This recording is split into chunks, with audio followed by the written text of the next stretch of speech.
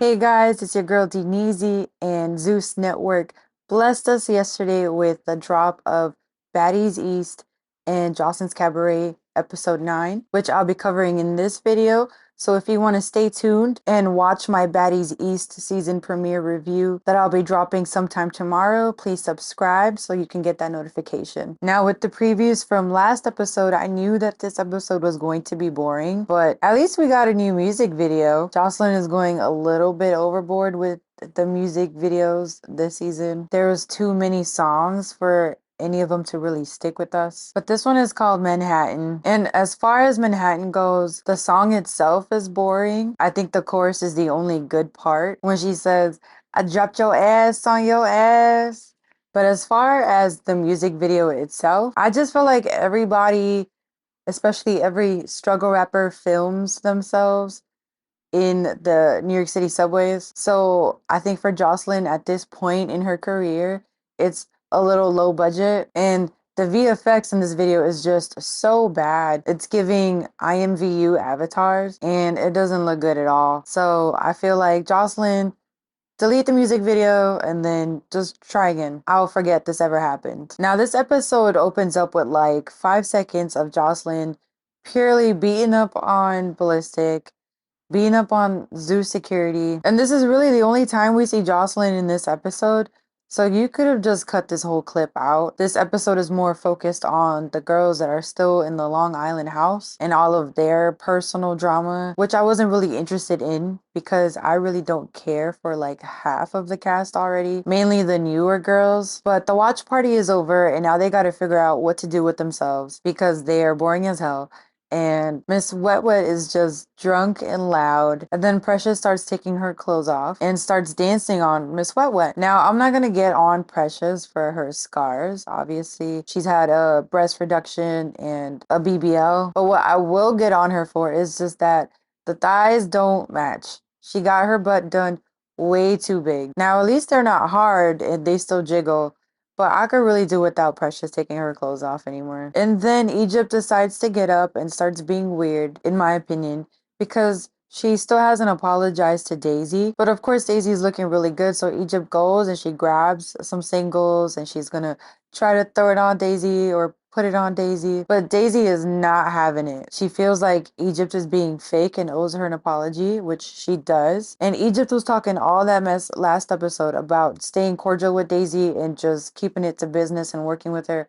But now she's like all up in Daisy's space and Daisy is not having it. Like, this is the Daisy from season 1 where she was being more arrogant and standing on her own. So I'm really liking Daisy here. I'm really happy that she did that and checked Egypt because Egypt is just acting weird. So now they're arguing and going back and forth.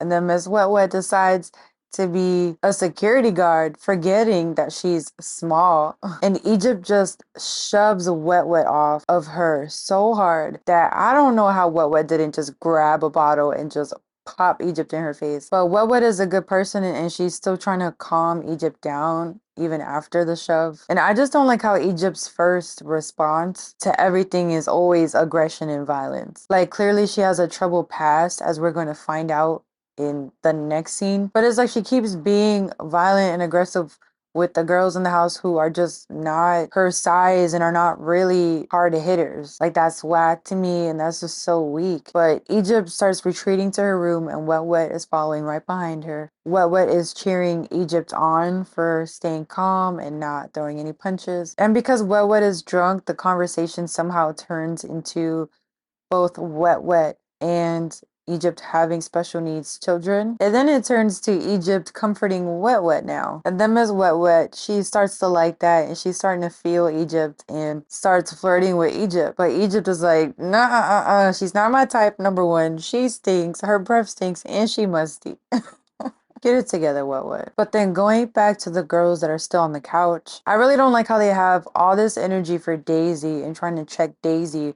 on her behavior, but nobody checked Egypt on her behavior besides poor Miss Wet Wet. Now, T-Love especially says that the beef between Egypt and Daisy is petty, which it is, but you didn't say that to Egypt's face last episode because Egypt is the one who's in the wrong. And then T-Love also says that Daisy has to learn how to ignore Egypt. But Egypt was literally in Daisy's space and touching her. So I don't know how you're supposed to ignore somebody literally touching you. But if you guys also catch that T-Love was also talking to Lucky about Wet Wet, saying that Lucky should be ignoring Wet Wet, but they never showed us any beef between Lucky and Wet Wet. So I'm just wondering what kind of off-camera beef happened between Wet Wet and Lucky. That's the type of stuff that I want to see, not from these NPC characters. No shade, but Precious and Holiday have their own little argument now going on. And long story short, Precious had asked Holiday for a favor. Holiday said no. And Precious took offense to that because it's like, if you really ride for me, you would do what I asked you to. So Precious puts Holiday on this 24-hour punishment where it's like, don't kiss me, don't touch me, don't hug me, don't nothing. And I like Precious at this point because I get upset the same way. Like, I'm not necessarily angry, but I just need some time to myself. So I understand Precious's point, and I'm on her side in the situation because all she wants is to take it slow and then get back on track to loving Holiday again. But Holiday is the more dominant one because she wants Precious's love and she wants it right here, right now. And she doesn't seem to understand that Precious gave her a kiss, but Precious is not trying to be super affectionate with Holiday right now because she's still somewhat a little bit upset. But this bothers Holiday and she starts to get really upset. And the relationship dynamic between these two are so weird because Precious says she has a girlfriend.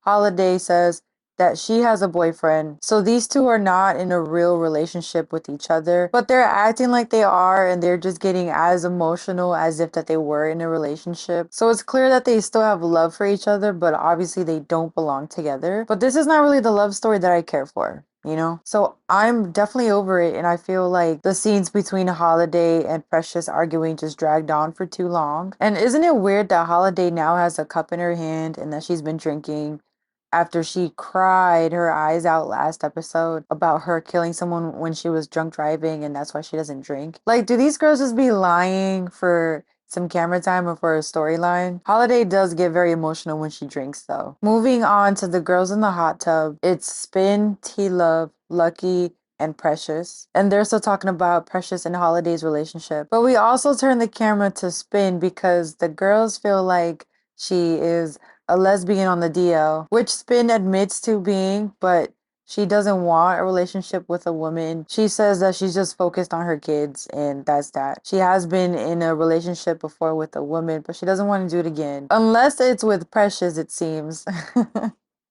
Which I feel like we all have a girl crush on Precious. Like, say what you want about Precious's body, but there's still something to Precious. Like, I like the way that she carries herself, and she's so chill and beautiful. So I'm with you, Spin, on that. But I also think that T-Love might be Dio. Because if you notice, T-Love is always like interested whenever the lesbian conversations come up.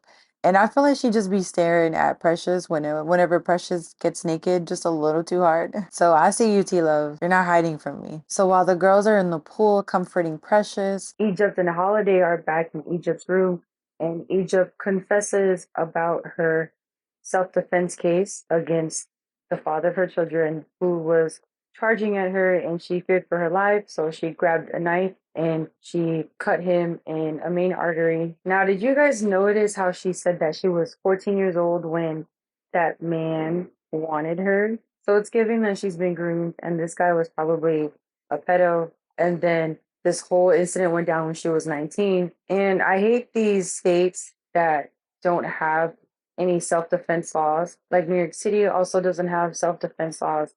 But luckily, Egypt only did 5 years. So she was out by the time that she was 24. But honestly, like, losing those early years of your 20s when you're transitioning from teenager to adult, it makes it harder to learn how to adult. So I'm sorry that Egypt had to go through that.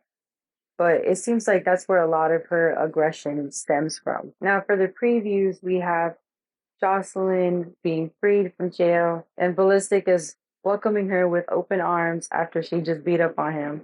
But Joseline, I need you to go back to the Cabaret and start running the show because the other girls are running it and the show is going bad. We then find out that Abby left, and honestly, judging from the way that she was just frozen on the couch during that watch party, it seems like Abby just didn't want to be there anymore and it wasn't really a family emergency. And Spin sees that too. Now, I'm going to be sad that Abby's gone, but I understand if it's getting to be too much for her. And then we get Lucky talking to Daisy about how supportive Big Lex was about Lucky coming back to the cabaret. And like I said before, I don't think Lucky is being disloyal. If Big Legs did indeed give Lucky her blessings to go on the cabaret. But I just don't understand what's going on with Lucky's hair right now. She just looks like an auntie. This is not the look for her. And then Daisy is going to run to the girls and tell them about the conversation between her and Lucky. It seems like she's being messy all over again because she's acting like she doesn't understand that Lucky called Big Legs